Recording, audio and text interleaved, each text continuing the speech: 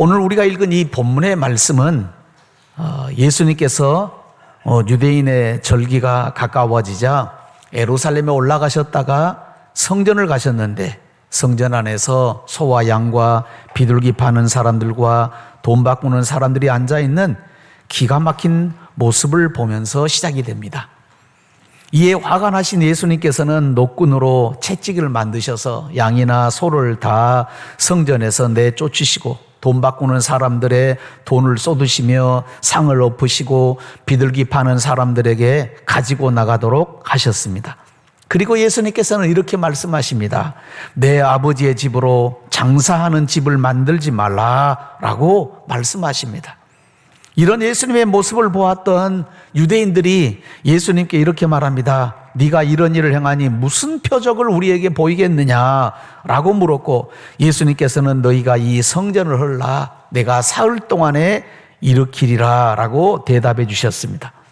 그러나 이 예수님의 말씀을 깨닫지 못했던 유대인들은 예수님의 말씀을 듣고서 이 성전은 46년 동안의 지었건을 네가 3일 동안에 일으키겠느냐라고 반문하게 됩니다. 그러나 예수님의 이 말씀은 성전된 자기 육체를 가리켜 하신 말씀이었고 제자들은 예수님께서 죽은 자 가운데서 다시 살아나신 후에야 이 말씀을 기억하고 성경과 예수님께서 하신 말씀을 믿게 되었다는 것이 오늘 본문의 내용입니다. 사랑하는 성도 여러분, 그렇다면 하나님께서는 예수님의 이 성전 정화 사건을 통해서 우리에게 무엇을 가르쳐 주시려고 하는 것일까요? 오늘 본문의 말씀 속에 담겨 있는 하나님의 거룩하신 뜻과 의도는 무엇일까요? 우리는 한번 이런 질문을 던지면서 시작해 볼 필요가 있습니다. 예수님께서 성전을 정화하신 이유가 무엇일까요? 왜 예수님께서는 성전을 정화하시는 것일까요? 예수님께서는 공생애를 시작하시면서 성전을 정화하는 일을 그 첫 번째로 하셨다는 거예요. 왜 그랬을까요? 우리는 이 질문에 이렇게 답할 수가 있을 것입니다. 이런 생각을 할 수가 있습니다. 뭐냐? 예수님께서 성전을 다 정화하신 후에 그 성전에서 하나님께 제사를 드리면 하나님께 더 잘 상달되게 될 것이다. 예수님께서 깨끗하게 한 성전에서 예배를 드리면 우리의 예배가 하나님 앞에 온전히 기쁨이 될 것이다. 예수님께서 깨끗하게 한 성전에서 예배를 드리면 그 예배를 드리는 모든 사람에게 은혜가 임하고 그리고 모두가 감격하게 될 것이다. 이런 생각들을 할 수가 있을 겁니다. 예수님께서 성전을 정화했으니까 예수님께서 정화하신 그 성전에서 예배를 드린다면 얼마나 좋을까? 예수님께서 정화하신 성전에서 하나님 앞에 제사를 드린다면 하나님이 얼마나 기쁨으로 받으실까? 이런 생각할 수 있다는 거예요. 그렇다면은 또다시 이런 질문을 할 수가 있습니다. 그렇다면 과연 예수님께서 정화하신 그 성전에서 제사를 드리고 예배를 드리면 정말로 그렇게 우리 생각처럼 되는 것일까요? 정말로 예수님께서 정화하신 그 성전에서 그렇게 하면 예배를 드리면 그 예배가 하늘에 상달되고 무슨 감격이 있고 감동이 있고 모든 은혜를 받고 그렇게 되느냐 이 말이에요. 이에 대한 답이 성경에 나와 있습니다. 만약에 정말로 그렇다고 한다면 예수님께서 성전을 정화하신 후에 이렇게 말씀하셔야 됩니다.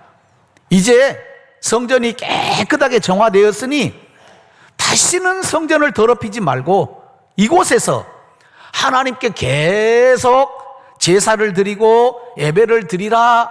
주님이 이렇게 말씀을 하셨어야만 한다는 거죠. 실제로 요한복음 4장을 보면 예수님께서 그 사실을 증명해 주고 있습니다.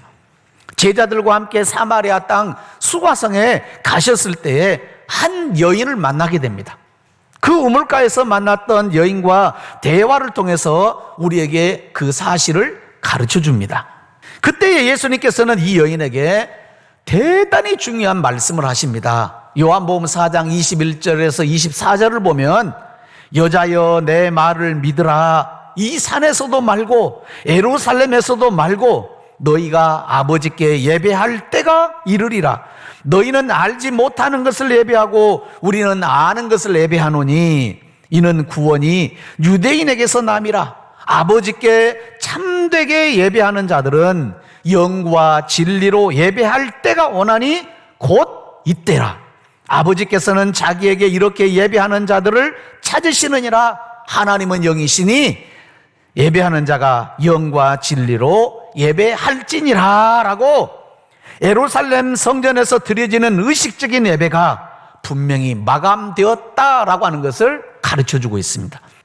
이렇게 볼 때에 예수님께서 성전을 정화하신 목적이 성전 안에서의 제사 드리는 것과 성전 예배를 권장하기 위함이 아니라는 사실을 우리가 분명하게 깨달을 수가 있습니다.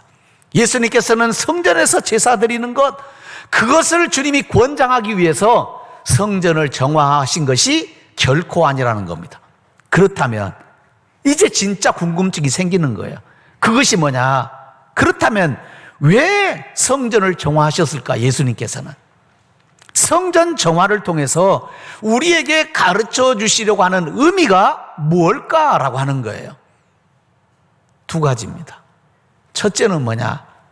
예수님께서는 하나님께서 준비하신 어린 양이라는 것입니다. 예수님만이 하나님께서 준비한 참된 어린 양이라는 거예요. 진짜 제물이라는 뜻이에요. 그렇습니다.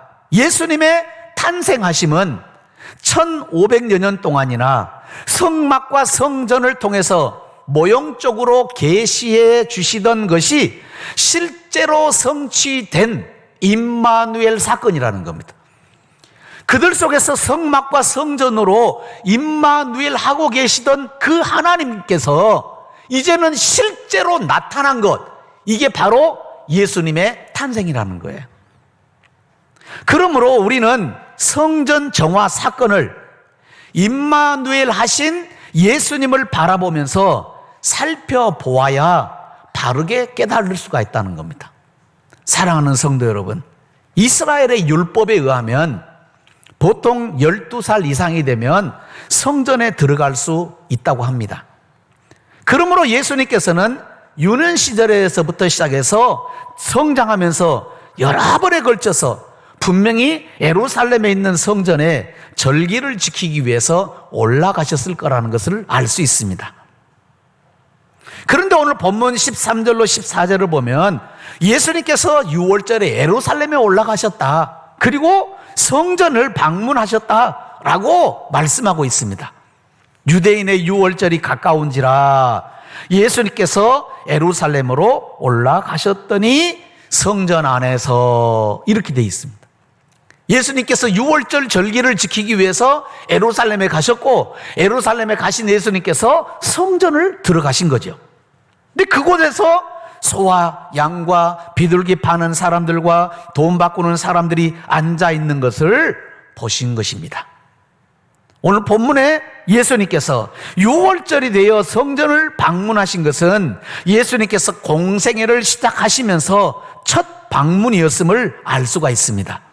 그러므로 예수님께서 공생애를 시작하시면서 성전을 찾아가셔서 그 첫 번째로 성전을 정화하셨다는 것은 분명한 어떤 의미가 담겨 있겠구나라고 하는 것을 깨닫게 됩니다. 그렇다면 그 의미가 무엇일까요? 예수님이 왜 공생애를 시작하시면서 6월절이 특별히 다가왔고 그 6월절에 성전에 가셔서 성전을 정화하신 것일까? 무엇을 말씀하고 싶어 했던 것인가?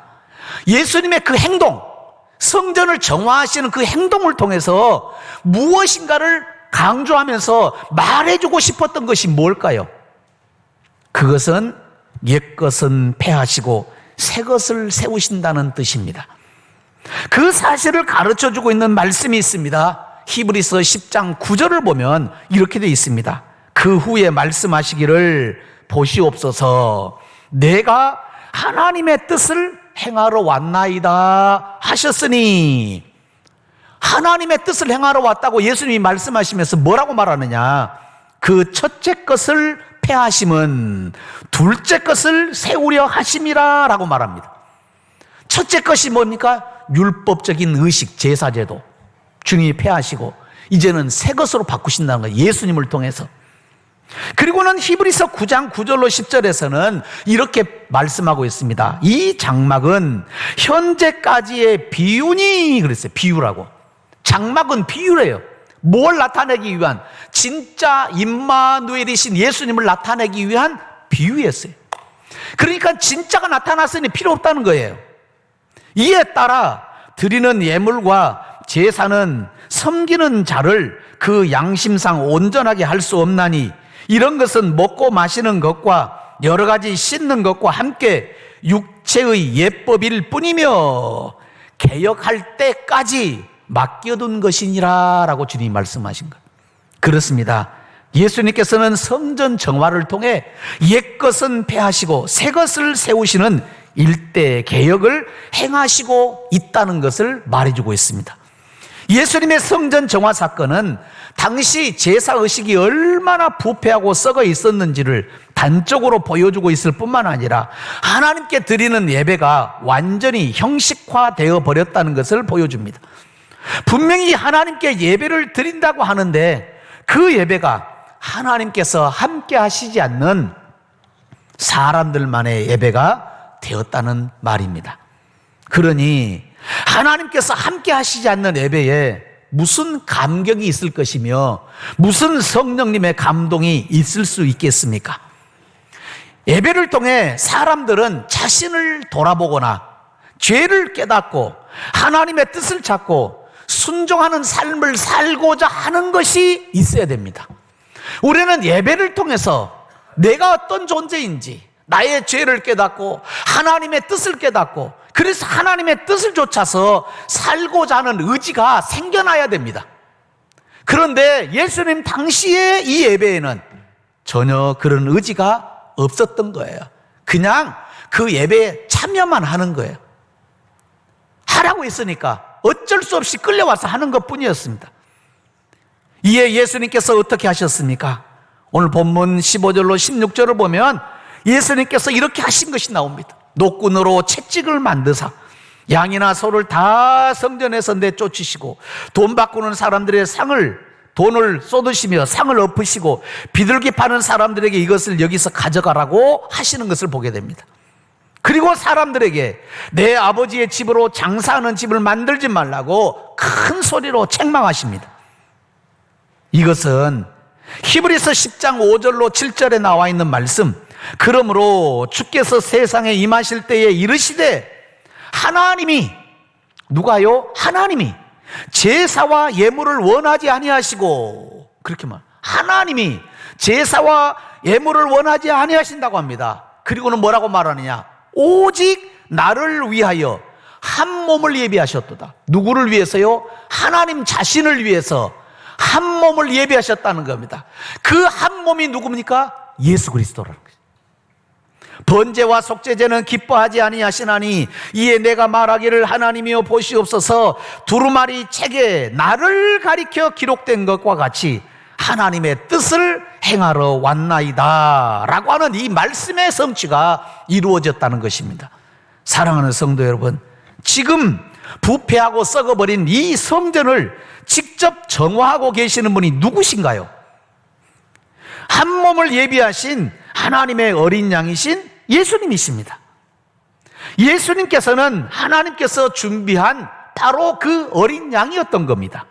예수님만이 하나님께서 원하시는 진짜 깨끗한 흠이 없는 제물이라는 말입니다. 그러므로 지금까지 제사를 드릴 때마다 제물로 드려지던 양이나 소는 더 이상 이제 필요 없게 된 겁니다. 그러므로 예수님이 성전 안에서 다 없애버린 거예요. 성전을 정화하신 사건은 나만이 유일한 어린 양, 하나님이 준비하신 어린 양이라는 것을 보여주기 위함이었던 겁니다. 예수님께서 하나님의 뜻을 성취하기 위한 어린 양이라는 겁니다.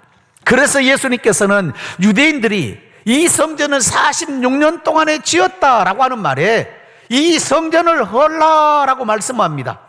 이 성전을 올라라고 하는 이 말에는 예수님의 육체가 죽임을 당하실 것임을 말해주고 있음과 동시에 참된 것이 왔을 때는 모형과 그림자는 폐하여진다는 의미가 동시에 담고 있습니다. 참된 것이 오면 모형과 그림자는 당연히 사라진다는 거예요. 없어진다는 거예요. 그렇습니다. 하나님과 함께 계셨으며 곧 하나님이신 예수님께서 말씀이 육신이 되어 우리 가운데 거하시는데 더 이상 구약의 성전은 필요하지 않습니다. 모형이라는 것은 진짜가 나타날 때까지만 필요할 뿐이에요. 그때까지만 존재할 뿐이에요. 진짜가 오면 없어지는 거예요. 뿐만 아니라 더 이상 제물도 필요하지 않습니다. 왜냐하면 예수님 자신이 어린 양으로서 하나님의 준비된 제물이었기 때문입니다. 그러므로 내가 사흘 동안에 일으키리라 라고 하는 이 말씀은 첫째로는 예수님께서 죽임을 당하시고 3일 만에 다시 부활할 것에 대한 의미일 뿐만 아니라 예수님께서 죽으심과 부활하심으로 말미암아 새로운 성전을 세우실 것이다 라고 하는 의미를 담고 있다는 것을 알아야 됩니다. 사랑하는 성도 여러분, 예수님께서는 하나님의 준비된 어린 양으로서 화목제물이 되신 분이십니다. 그러므로 더 이상 어떤 제물도 필요하지 않습니다. 오직 예수님 한 분만으로 충분합니다. 예수님 한 분만으로 완벽합니다. 예수님께서 나의 죄를 담당하시는 유일한 어린 양이었음을 알고 그 예수님을 통해 하나님과 참된 화목을 이루어가는 우리 모두의 삶이 되시기를 주의 이름으로 축원합니다. 주님께서는 성전 정화를 통해서 가르쳐 줍니다. 예수님만이 하나님께서 준비한 유일한 어린 양이다. 두 번째는 뭐냐? 하나님의 성전을 더럽히지 말라고 하십니다. 하나님의 성전을 더럽히면 안 된다고 말합니다. 오늘 본문 14절로 16절을 보면 예수님께서 이렇게 하시지요. 성전 안에서 소와 양과 비둘기 파는 사람들과 돈 바꾸는 사람들이 앉아있는 것을 보시고 노끈으로 채찍을 만드사 양이나 소를 다 성전에서 내쫓으시고 돈 바꾸는 사람들의 돈을 쏟으시며 상을 엎으시고 비둘기 파는 사람들에게 이르시되 이것을 여기서 가져가라. 내 아버지의 집으로 장사하는 집을 만들지 말라 라고 하시는 것을 볼 수 있습니다. 지금 성전을 정화하시는 분이 누구십니까? 예수님이십니다. 그렇다면 그 예수님은 누구신가요? 예수님은 하나님이십니다. 그러므로 지금 성전을 정화하시는 분이 누구십니까? 하나님이십니다. 하나님께서 지금 성전을 정화하고 계십니다. 성전을 깨끗하게 하고 계십니다. 요한복음 10장 30절을 보면은 예수님께서 말합니다. 나와 아버지는 하나이니라 선언을 하고 계십니다. 그리고 빌립보서 2장 6절을 보면 예수님에 대하여서 그는 근본 하나님의 본체시나 하나님과 동등됨을 취할 것으로 여기지 아니하셨다라고 증언하고 있습니다. 그러므로 예수님은 곧 하나님이셨던 거예요. 그러므로 예수님 자신이 곧 성전이라는 말과 같은 것입니다. 그러므로 그 성전을 예수님께서 아니 하나님께서 스스로 정화하고 계십니다. 그렇다면 예수님께서 새롭게 세우실 성전은 어떤 성전일까요?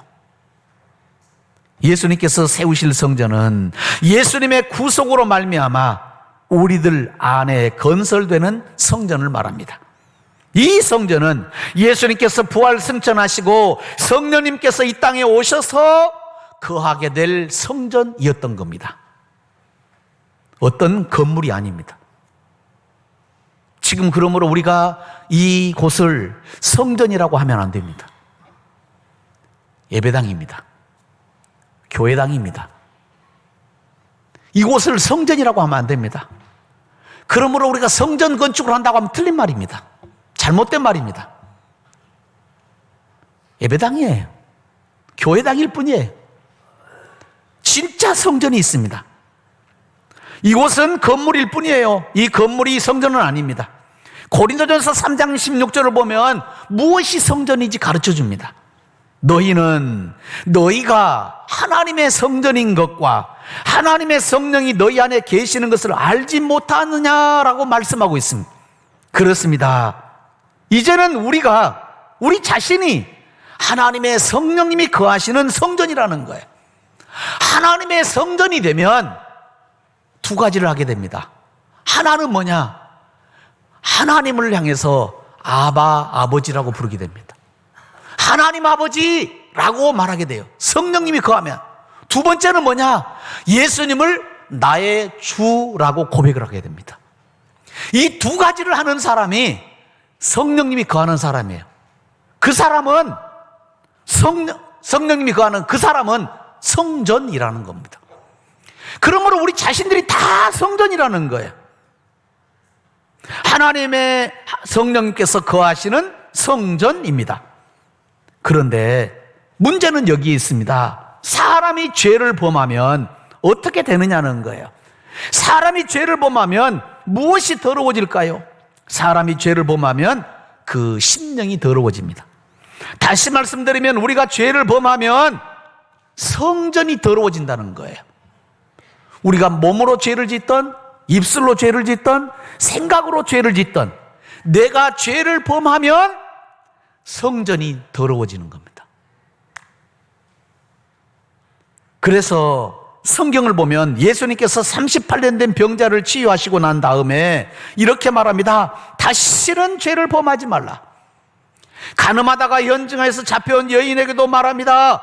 가서 다시는 죄를 범하지 말라고 말씀을 하시는 겁니다.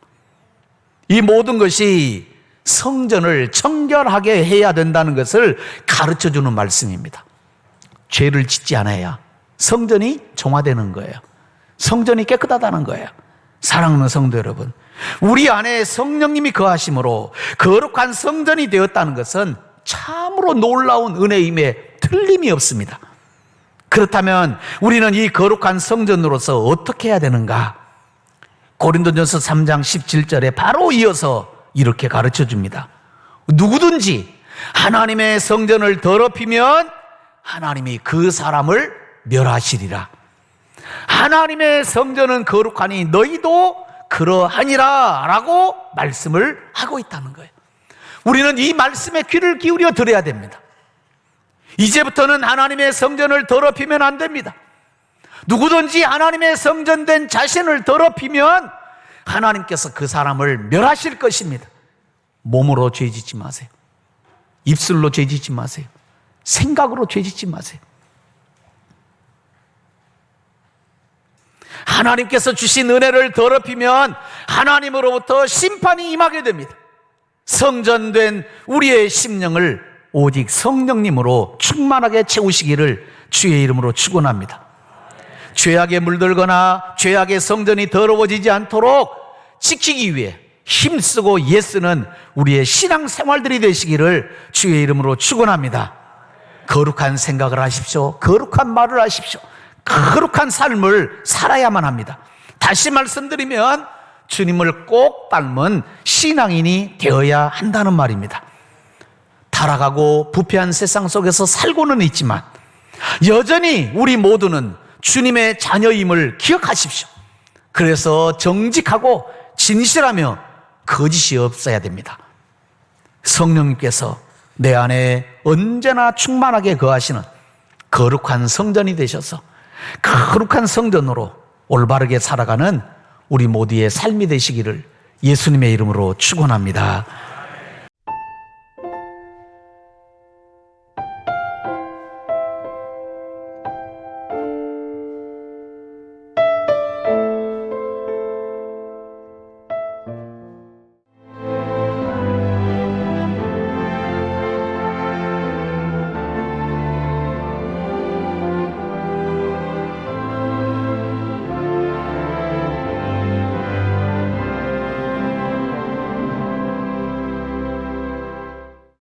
만약 섬에 색을 입힌다면 어떤 일이 생길까?